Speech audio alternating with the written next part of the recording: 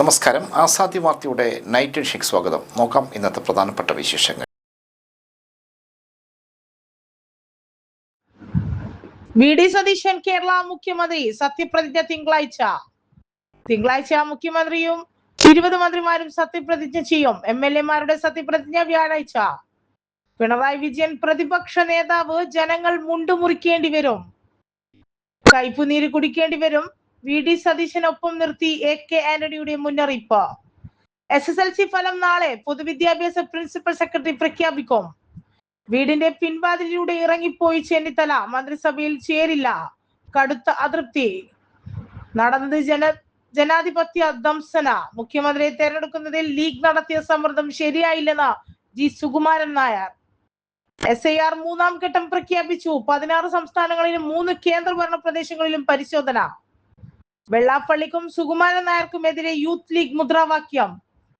2 ദിവസം work from home. Online മീറ്റിംഗുകൾ നിയന്ത്രണങ്ങളുമായി ഡൽഹി സർക്കാരും. ഉത്തർപ്രദേശിൽ കനത്ത നാശം വിതച്ച് മഴ.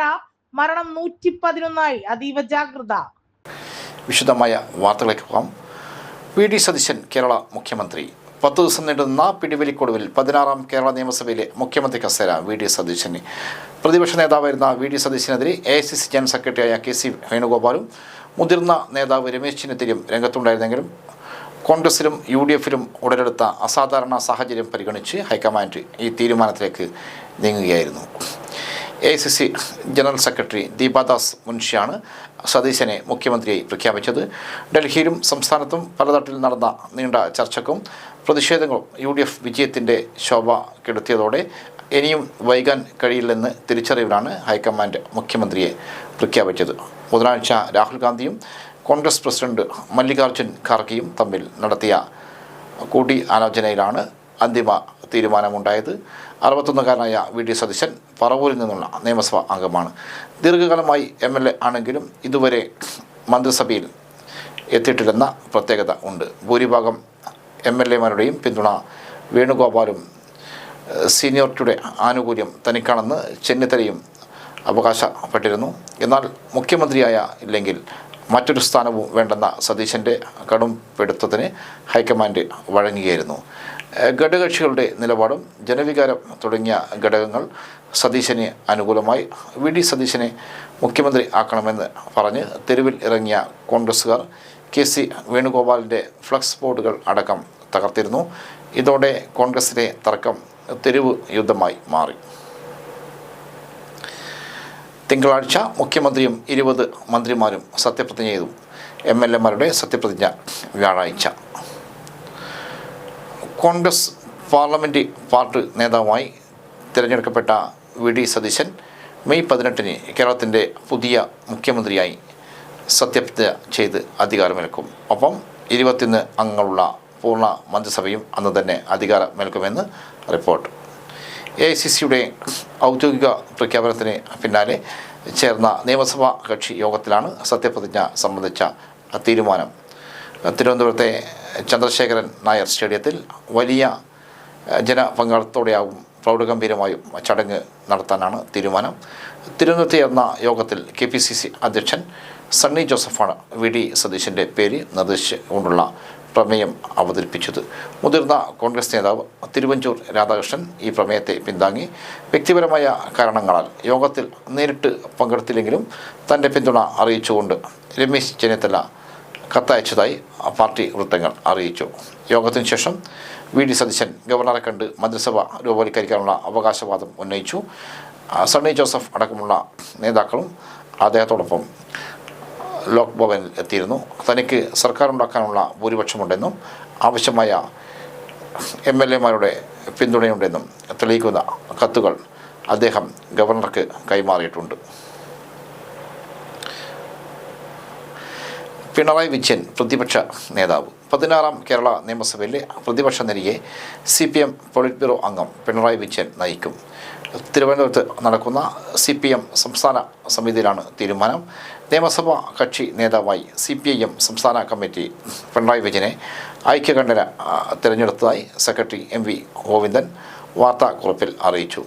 AKG സെൻറ്ററിൽ ചേർന്ന സംസ്ഥാന കമ്മിറ്റി യോഗത്തിൽ party general secretary MA baby, A Vijayaraghavan, Pinarayi Vijayan തുടങ്ങിയ മുതിർന്ന നേതാക്കൾ പങ്കെടുത്തു. K രാധാകൃഷ്ണൻ യോഗത്തിൽ അധ്യക്ഷത വഹിച്ചു. ധർമ്മടത്ത് നിന്നുള്ള നിയമസഭാ അംഗമാണ്. കഴിഞ്ഞ 2 തവണ കേരളത്തിൻ്റെ മുഖ്യമന്ത്രി ആയിരുന്നു. കേരള രാഷ്ട്രീയ ചരിത്രത്തിൽ ആദ്യമായി മുന്നണി ഭരണമാറ്റങ്ങളുടെ പരമ്പര അവസാനിപ്പിച്ച് തുടർച്ചയായി 2 തവണ മുഖ്യമന്ത്രിയായി സംസ്ഥാന ഭരണത്തിന് നേതൃത്വം നൽകി. 2022-ൽ C അച്യുതമേനോൻ്റെ റെക്കോർഡ് മറികടന്ന് ഏറ്റവും കൂടുതൽ കാലം തുടർച്ചയായി മുഖ്യമന്ത്രിയായിരുന്ന നേതാവ് എന്ന പദവിയും അദ്ദേഹം സ്വന്തമാക്കി.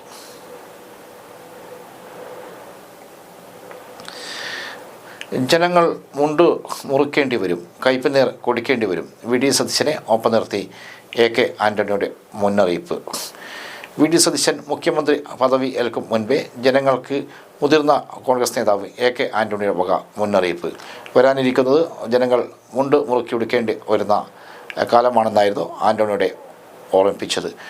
ജനങ്ങൾക്കായി ആദ്യമേ ജനപ്രിയ പ്രഖ്യാപനങ്ങളൊന്നും നടത്തരുതെന്ന താക്കീതും സതീശന് ആൻ്റണി നൽകി. മുഖ്യമന്ത്രി പ്രഖ്യാപനത്തിന് ശേഷം തന്നെ കാണാനെത്തിയ VD സതീശനൊപ്പം മാധ്യമങ്ങളെ കണ്ടപ്പോഴാണ് ആൻ്റണി ഇക്കാര്യം വ്യക്തമാക്കിയത്. സതീശനിൽ നിന്ന് ജനപ്രിയ പ്രഖ്യാപനങ്ങളൊന്നും പ്രതീക്ഷിക്കരുത്. ജനങ്ങൾ കുറച്ച് കയ്പുനീര് കുടിക്കേണ്ടി വരും, മുണ്ടുമുറുക്കി ഉടുക്കേണ്ടി വരും. സതീശൻ്റെ മനസ്സിൽ പലതും കാണും, പക്ഷേ ആദ്യമേ അതൊന്നും പ്രഖ്യാപിക്കരുത്, അത് വലിയ കുഴപ്പം ചെയ്യും എന്നായിരുന്നു ആൻ്റണിയുടെ മാധ്യമങ്ങളുടെ പറഞ്ഞത്. തൻ്റെ സ്വന്തം ഭരണകാലത്തെ അനുഭവങ്ങളോ മാധ്യമങ്ങളുടെ നിലപാട് മാറ്റവും ഓർമ്മിപ്പിച്ചാണ് ആൻ്റണി സതീശന് മുന്നറിയിപ്പ് നൽകിയത്. 2001-ൽ താൻ മുഖ്യമന്ത്രിയായി ചുമതല ഏൽക്കുമ്പോൾ വലിയ ആരോപണങ്ങളും മാധ്യമ പിന്തുണയുമൊക്കെ ഉണ്ടായിരുന്നുവെന്നും എന്നാൽ അധികനാൾ അതുണ്ടായിരുന്നില്ലെന്നും ആൻ്റണി പറഞ്ഞു. കേരളം സാമ്പത്തികമായി തകർന്ന് തരിപ്പണമായ മുഖ്യമന്ത്രിക്ക് പോലും വിമാന ടിക്കറ്റ് നൽകാൻ വിമാന കമ്പനികൾ തയ്യാറാകാതിരുന്ന അക്കാലത്ത് സർക്കാരിന് ചില കടുത്ത തീരുമാനങ്ങൾ എടുക്കേണ്ടി വന്നു. ഇതോടെ ആരോപണങ്ങളെല്ലാം കെട്ടടങ്ങി. അതുവരെ ആർപ്പ് വിളിച്ചവരെല്ലാം തനിക്കെതിരെ തിരിഞ്ഞു. താങ്ങി നടന്ന മാധ്യമങ്ങളെല്ലാം പിന്നീട് കല്ലെറിയാൻ തുടങ്ങിയെന്നാണ് ആൻ്റണി തുറന്നു പറഞ്ഞത്. ആ സാഹചര്യം സതീശനുണ്ടാകരുതെന്ന് ആഗ്രഹിക്കുന്നത് കൊണ്ടാണ് ഈ ഉപദേശമെന്ന് അദ്ദേഹം കൂട്ടിച്ചേർത്തു. ഇപ്പോൾ കിട്ടുന്ന അമിത പ്രോത്സാഹനം കണ്ട് സതീശൻ എടുത്ത് ചാടരുതെന്നും ജനങ്ങൾക്കായി പ്രഖ്യാപിച്ച കാര്യങ്ങൾ ചെയ്യാൻ കഴിയില്ലെന്ന് ബോധ്യമാകുമ്പോൾ ഇതേ ജനങ്ങളും മാധ്യമങ്ങളുമെല്ലാം കല്ലെറിയാൻ ഉണ്ടാകുമെന്നുമുള്ള മുന്നറിയിപ്പായിരുന്നു ആൻ്റണിയുടേത്.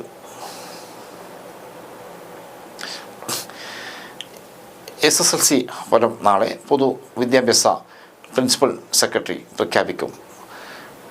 സംസ്ഥാനത്തെ SSLC പരീക്ഷാ ഫലം വെള്ളിയാഴ്ച പ്രഖ്യാപിക്കും. വൈകുന്നേരം 3 മണിക്കാണ് പ്രഖ്യാപനം.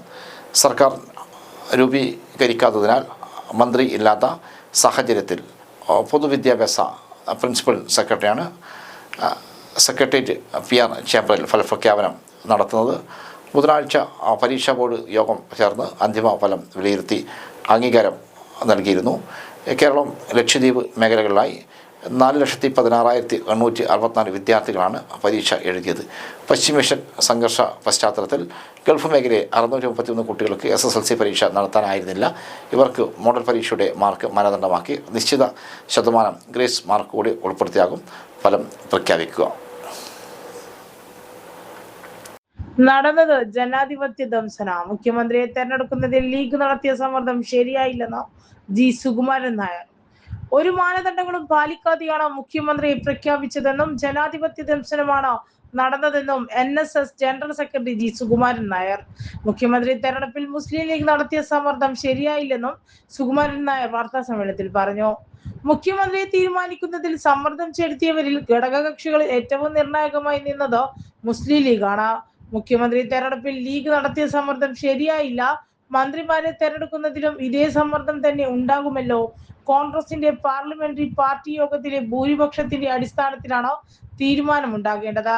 ഇവിടെ അതൊന്നും പാലിക്കപ്പെട്ടിട്ടില്ല. മുഖ്യമന്ത്രി സ്ഥാനത്ത് VD സതീശൻ യോഗ്യനാണോ എന്ന ചോദ്യത്തിന് മുഖ്യമന്ത്രിയാകാൻ 3 പേരും യോഗ്യരാണോ എന്നാണ് സുകുമാരൻ നായർ മറുപടി നൽകിയത്. അതേസമയം ഘടകകക്ഷികളുടെ ഇടപെടലിനെ രൂക്ഷമായി വിമർശിക്കുകയും ചെയ്തു. ഘടകകക്ഷികളുടെ അഭിപ്രായമാണ് നോക്കുന്നതെങ്കിൽ പിന്നെ MLA-മാരുടെ ഭൂരിപക്ഷം അനുസരിച്ചാണ് തീരുമാനമെന്ന് പറയേണ്ട കാര്യമില്ലല്ലോ. ഘടകകക്ഷികൾ അവർ എവിടുന്നോ കൊണ്ടുവന്ന വോട്ടാണോ? ഈ വോട്ടൊക്കെ തന്നെയല്ലേ ഇത്? അത് വാങ്ങിച്ചിരിക്കുമ്പോൾ കോൺഗ്രസിനെ അതിന്റെ സ്വാതന്ത്ര്യത്തിന് അനുവദിക്കണമെന്നായിരുന്നു. നല്ല നാളേക്കായി വി.ഡി. സതീശൻ നയിക്കുമെന്നത് സാദിഖ് അലി തങ്ങളുടെ വിശ്വാസമാണ്, ഞങ്ങളുടെ ആരുടെയും വിശ്വാസമല്ല. ലീഗ് ഭരണത്തിൽ പിടിമുറുക്കുന്നതിന്റെ സൂചനയാണിത്. മാനദണ്ഡങ്ങൾ പരിശോധിക്കുമ്പോൾ എല്ലാ തരത്തിലും മുന്നിൽ നിൽക്കുന്ന ആളെ വേണമായിരുന്നു പരിഗണിക്കേണ്ടത്. സതീശൻ നയിക്കണമെന്ന് ആഗ്രഹിക്കുന്നുവെന്ന് പറയുന്ന ജനങ്ങളുടെ എണ്ണം ആരാണ് എടുത്തത്? അങ്ങനെയാണെങ്കിൽ അതിന്റെ ഭൂരിപക്ഷം വേണ്ടേ? കോൺഗ്രസിന്റെ കീഴ്വഴക്കങ്ങൾ തെറ്റിച്ചതോ കൊണ്ടാണ് NSS ഈ കാര്യങ്ങൾ പറയുന്നത്. ഇടതുപക്ഷം അത് തെറ്റിക്കാതെ അവരുടെ രീതിയിൽ പോകുന്നു. സാമൂഹിക നീതി നടപ്പാക്കുമെന്ന ചോദ്യത്തിന് സാധ്യത കുറവാണ് എന്നാണ് ജി സുകുമാരൻ മറുപടി പറഞ്ഞത്. ആവശ്യമില്ലാത്ത കാര്യങ്ങൾക്കൊന്നും NSS പ്രതികരിച്ചിരുന്നില്ല. വർഗീയത രൂക്ഷമായ ഭാവത്തിൽ വന്നതുകൊണ്ടാണ് ഇപ്പോൾ പ്രതികരിച്ചത്. വ്യക്തപരമായി പറഞ്ഞാൽ രമേശ് ചെന്നിത്തലയാണ് മുഖ്യമന്ത്രിയാകാൻ യോഗ്യൻ, ജി സുകുമാരൻ നായർ പ്രതികരിച്ചു. SIR മൂന്നാം ഘട്ടം പ്രഖ്യാപിച്ചു. 16 സംസ്ഥാനങ്ങളിൽ 3 കേന്ദ്രഭരണ പ്രദേശങ്ങളിൽ പരിശോധന. രാജ്യത്ത് വോട്ടർ പട്ടിക പരിഷ്കരിക്കുന്ന സ്പെഷ്യൽ ഇന്റൻസീവ് റിവിഷന്റെ മൂന്നാം ഘട്ട ഷെഡ്യൂൾ കമ്മീഷൻ ശേഖരിക്കുന്ന 16 സംസ്ഥാനങ്ങളിൽ 3 കേന്ദ്രഭരണ പ്രദേശങ്ങളിലുമാണ് ഈ ഘട്ടത്തെ നടപടികൾ. ഏകദേശം 3.25 ലക്ഷം ബൂത്ത് ലെവൽ ഓഫീസർമാർ ഇതിന്റെ ഭാഗമാവും. വീടുകൾ സന്ദർശിച്ച് വിവരശേഖരണം നടത്തും. 36 കോടി വോട്ടർമാരിലേക്ക് ഇവർ എത്തും. നിലവിൽ രാജ്യത്ത് നടക്കുന്ന സെൻസസ് ഹൗസ് ലീസിംഗ് നടപടികൾക്കൊപ്പം തന്നെയാണ് ഈ വോട്ടർ പട്ടിക പുതുക്കലും നടക്കുന്നത്. ഉത്തർപ്രദേശ്, പശ്ചിമ ബംഗാൾ ഉൾപ്പെടെയുള്ള സംസ്ഥാനങ്ങളിൽ നടന്ന രണ്ടാം ഘട്ടത്തിൽ വോട്ടർമാരുടെ എണ്ണത്തിൽ 10% കുറവ് രേഖപ്പെടുത്തിയിരുന്നു. 50 കോടിയിൽ നിന്നും വോട്ടർമാരുടെ എണ്ണം 45 കോടിയായി കുറഞ്ഞു. തെരഞ്ഞെടുപ്പ് കമ്മീഷൻ കേന്ദ്ര സർക്കാരിന്റെ രാഷ്ട്രീയ താൽപര്യങ്ങൾ സംരക്ഷിക്കാൻ കൂട്ടുനിൽക്കുകയാണ്. SIR-ലൂടെ വോട്ടർമാരെ വെട്ടിമാറ്റി BJP മുന്നണി ജയം ഉറപ്പിക്കുകയാണ് എന്നിങ്ങനെ വിമർശനമുണ്ടായി. ഇത് സംബന്ധിച്ച് സുപ്രീം കോടതിയിൽ വരെ കേസ് എത്തിക്കുകയും ചെയ്തു. ഇതിന് തുടർച്ചയായാണ് മൂന്നാം ഘട്ടം പ്രഖ്യാപിച്ചിരിക്കുന്നത്. SIR സംബന്ധിച്ച പരാതികൾ ഇപ്പോഴും അർഹരല്ല അതേപടി നിലനിൽക്കുകയാണ്. അർഹരായ എല്ലാ വോട്ടർമാരെയും പട്ടികയിൽ ഉൾപ്പെടുത്തുകയും മരണപ്പെട്ടവരെ, താമസം മാറിയവരോ അയോഗ്യരായവരെ ആളുകളെ പട്ടികയിൽ നിന്നും ഒഴിവാക്കുകയും ചെയ്യും എന്നാണ് കമ്മീഷന്റെ പ്രഖ്യാപനം. വോട്ടർ പട്ടികയിൽ നിന്നും പുറത്തായവർക്ക് റേഷൻ വരെ നിഷേധിക്കും എന്ന നിലക്കാണ് BJP ഭരിക്കുന്ന സംസ്ഥാനങ്ങൾ നീക്കങ്ങൾ. കഴിഞ്ഞ ദിവസം പശ്ചിമ ബംഗാളിൽ ബന്ധപ്പെട്ട മന്ത്രി തന്നെ ഇത്തരത്തിൽ പ്രസ്താവന ഇറക്കി. SIR പ്രക്രിയയുടെ ആദ്യഘട്ടം 2025 ജൂൺ സെപ്റ്റംബർ കാലയളവിൽ ബീഹാറിലാണ് തുടങ്ങിയത്. രണ്ടാം ഘട്ടം ഉത്തർപ്രദേശ്, പശ്ചിമ ബംഗാൾ, അസം എന്നിവ ഉൾപ്പെടെ 9 സംസ്ഥാനങ്ങളിലും കേന്ദ്രഭരണ പ്രദേശങ്ങളിൽ നിർവഹിച്ചു. വ്യാപകമായ പരാതികൾ ഇപ്പോഴും പരിഹരിക്കപ്പെടാതെ നിൽക്കുകയാണ്.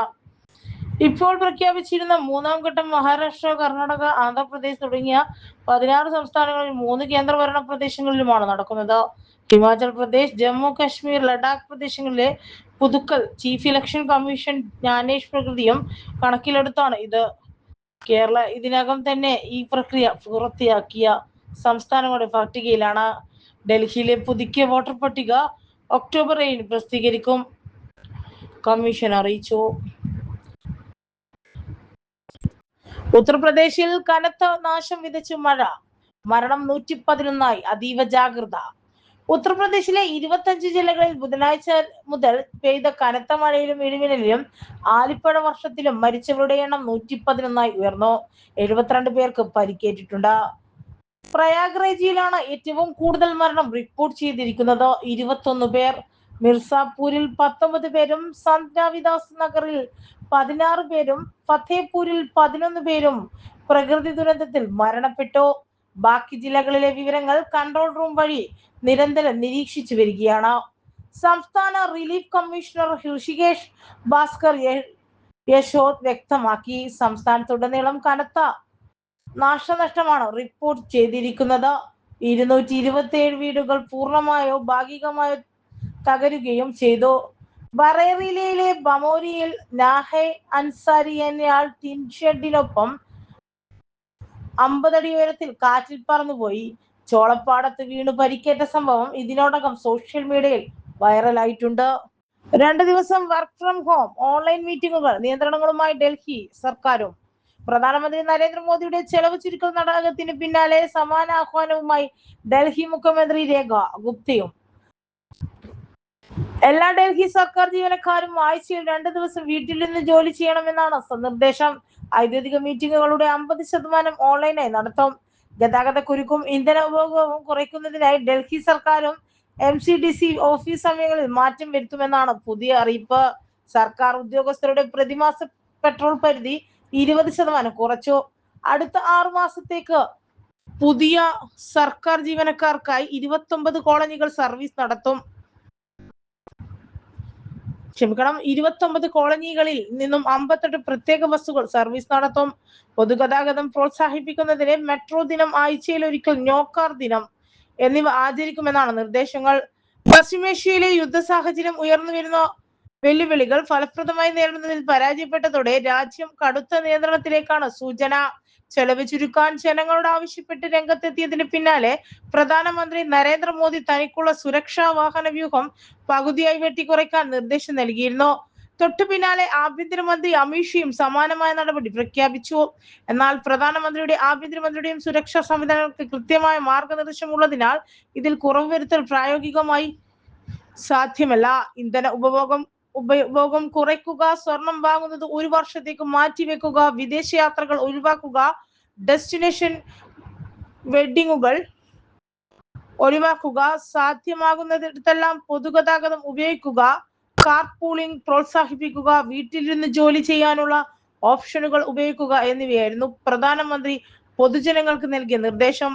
ഇറാൻ സംഘർഷം, ഹോർമൂസ് കടലിടുക്കിലെ തടസ്സങ്ങൾ എന്നിവ മൂലം ആഗോളതലത്തിൽ ഊർജ വില വർദ്ധിക്കുന്നത് ഇന്ത്യയുടെ സാമ്പത്തിക രംഗത്തെ ശക്തമായി ബാധിച്ചിട്ടുണ്ട്. എന്നാൽ പ്രതിസന്ധി ഉണ്ടെന്ന് തുറന്നു സമ്മതിക്കാത്ത കേന്ദ്ര സർക്കാർ രാജ്യത്ത് കടുത്ത നിയന്ത്രണങ്ങളിലേക്ക് നീങ്ങുന്നുവെന്നാണ് സൂചന.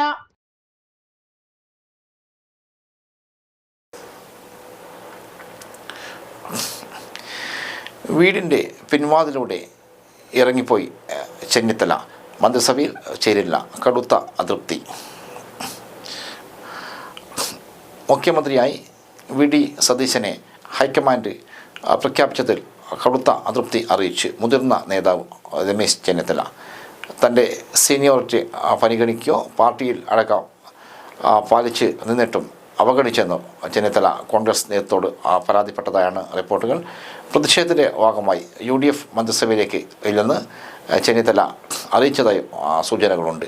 വ്യാഴാഴ്ച നിശ്ചയിച്ച കോൺഗ്രസ് നിയമസഭാ കക്ഷിയോഗത്തിൽ ചെന്നിത്തല പങ്കെടുത്തില്ല. വ്യാഴാഴ്ച രാവിലെ മുതൽ തിരുവനന്തപുരത്തെ വസതിയിലായിരുന്നു ചെന്നിത്തല. മുഖ്യമന്ത്രി പോരിൽ VD സതീശനും KC വേണുഗോപാലും തമ്മിലുള്ള പോര് കടുത്തോടെ അനുരഞ്ജന നീക്കമെന്ന നിലയിൽ ചെന്നിത്തലയെ ഹൈക്കമാൻഡ് നിർദ്ദേശിക്കുമെന്നായിരുന്നു അണികളുടെ പ്രതീക്ഷ. രാവിലെ അദ്ദേഹത്തിൻ്റെ വീട്ടിൽ അണികൾ തമ്പടിക്കുകയും ചെയ്തിരുന്നു. എന്നാൽ സതീശൻ എന്ന പേരിലേക്ക് ഹൈക്കമാൻഡ് എത്തുന്നു എന്ന് അറിഞ്ഞതോടെ തിരുവനന്തപുരത്ത് നിന്ന് ചെന്നിത്തല മടങ്ങി. വീടിന് മുന്നിൽ കാത്തുനിന്ന മാധ്യമങ്ങളോട് പ്രതികരിക്കാതെ പിൻവാതിലൂടെ ഇറങ്ങി പോവുകയായിരുന്നു. സതീശനാണ് മുഖ്യമന്ത്രി എന്ന പ്രഖ്യാപനം വന്നതോടെ ചെന്നിത്തലയുടെ അനുയായികൾ പ്രകോപിതരായി. വീട്ടിലുണ്ടായിരുന്ന ജ്യോതികുമാർ ചാമക്കാല ഉൾപ്പെടെയുള്ള നേതാക്കൾ ഇടപെട്ടാണ് പ്രവർത്തകരെ നിയന്ത്രിച്ചത്. മുഖ്യമന്ത്രി പ്രഖ്യാപനം വന്ന് മണിക്കൂറുകൾ കഴിഞ്ഞിട്ടും മാധ്യമങ്ങളോട് പ്രതികരിക്കാൻ തയ്യാറായിട്ടില്ല. സതീശന് മറ്റ് നേതാക്കൾ സോഷ്യൽ മീഡിയയിലൂടെ ആശംസകൾ അറിയിച്ചപ്പോൾ ചെന്നിത്തല അതിനും മുതിർന്നിട്ടില്ല. വെള്ളാപ്പള്ളിക്കും സുകുമാരൻ നായർക്കും എതിരെ യൂത്ത് ലീഗിൻ്റെ മുദ്രാവാക്യം. വെള്ളാപ്പള്ളി നടേശനും സുകുമാരൻ നായർക്കും എതിരെ മുദ്രാവാക്യം മുഴക്കി മുസ്ലിം ലീഗ് യൂത്ത് ലീഗ് ഇടുക്കി ജില്ലാ കമ്മിറ്റി. യൂത്ത് ലീഗ് സംസ്ഥാന കമ്മിറ്റി ഇതിനുശേഷം ജില്ലാ കമ്മിറ്റിക്കെതിരെ നടപടി എടുത്തു. പാർട്ടിയുടെ അച്ചടക്കത്തിനും അന്തസ്സിനും നിരക്കാത്ത രീതിയിൽ പ്രകോപനപരമായി മുദ്രാവാക്യം മുഴക്കിയതിന് പ്രകടനം നടത്തിനുമാണ് ജില്ലാ കമ്മിറ്റിയെ സസ്പെൻഡ് ചെയ്തതെന്ന് യൂത്ത് ലീഗ് സംസ്ഥാന ജനറൽ സെക്രട്ടറി PK ഫിറോസ് പ്രസ്താവനയിൽ അറിയിച്ചു. VD സതീശനെ മുഖ്യമന്ത്രിയായി പ്രഖ്യാപിച്ചതിന് പിന്നാലെ തൊടുപുഴയിലാണ് യൂത്ത് ലീഗ് ആഹ്ലാദ പ്രകടനത്തിൽ പ്രകോപനപരമായി മുദ്രാവാക്യം മുഴക്കിയത്. SNDP യോഗം ജനറൽ സെക്രട്ടറി വെള്ളാപ്പള്ളി നടേശനും NSS general secretary G Sukumaran Nair എന്നിവർക്കെതിരെയാണ് യൂത്ത് ലീഗ് പ്രവർത്തകർ മുദ്രാവാക്യം മുഴക്കിയത്. ഇത് വിവാദമായതോടെയാണ് ജില്ലാ കമ്മിറ്റിയെ സസ്പെൻഡ് ചെയ്ത് യൂത്ത് ലീഗ് സംസ്ഥാന കമ്മിറ്റി നടപടി സ്വീകരിച്ചത്. ഇതോടെ ഇന്നത്തെ അസാധ്യ വാർത്തകൾ സമാപിക്കുന്നു. വീണ്ടും നാളെ കാണാം. നന്ദി, നമസ്കാരം.